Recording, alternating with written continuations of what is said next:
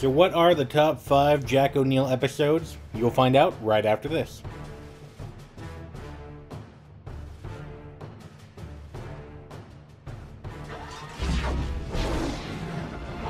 Hey everybody, I am Taylor and I'm the Stargate Guy, where I talk to you about everything and anything Stargate. Today's a top 5 list, and we're looking at the top 5 Jack O'Neill episodes. Coming in at number 5, Season 4, Episode 5, Divide and Conquer. This is a great piece of character development, although there's very little of Jack O'Neill actually in it. The big thing that we find out is exactly how Jack feels about Sam, and that he cares for her a lot more than he's really supposed to. This sets a lot of the tone throughout the rest of the series and is a big part of his character, even up to the last time that we see him on the show. Coming in at number 4, it is Season 1, Episode 7, Cold Lazarus. Now, this is an episode that a lot of people forget about, but basically the biggest thing about this is that we were able to see Jack begin to reconcile with his former wife and with the death of his son, Charlie. Now, although this was brought on by an alien entity, this really opened up the door for Jack and for his ex-wife to reconcile and to come to terms with his son's death, which was his main driving factor in the first movie, and comes up occasionally throughout the rest of the show. Number 3 is Season 4, Episode 6, Window of Opportunity.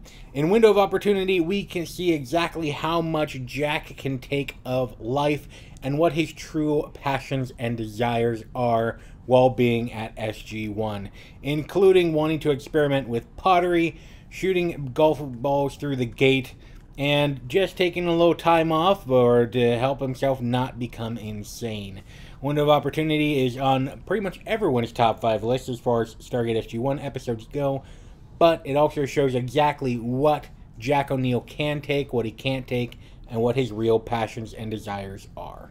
Number 2, Season 7, Episode 3, Fragile Balance.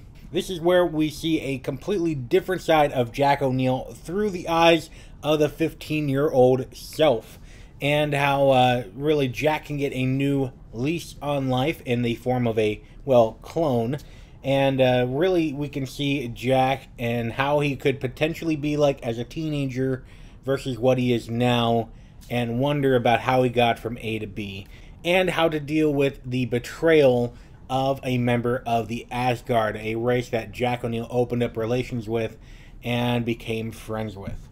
And now, here are a couple of honorable mentions. Season 3, Episode 17, 100 Days, where we get to see Jack O'Neill's retirement plan after he got stuck on a planet after a giant meteor hit the Stargate. He gets in a relationship with this fine lady and her teenage son, and we're able to see exactly how Jack would like to live if the SGC was not a thing. Next we have Season 1, Episode 9, A Brief Candle.